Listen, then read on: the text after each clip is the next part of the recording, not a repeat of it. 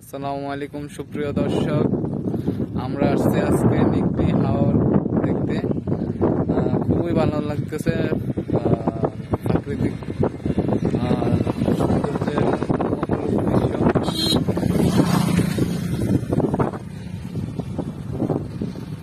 আমার সাথে আছে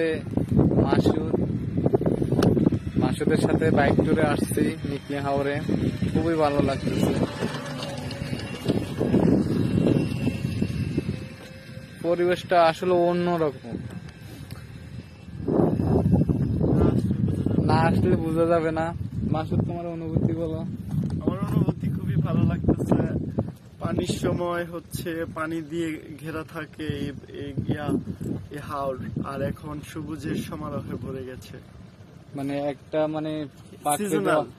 ন্যাচারাল দৃশ্য, চেঞ্জ বাই সিজন। না আসলে আসলে মিস করবেন।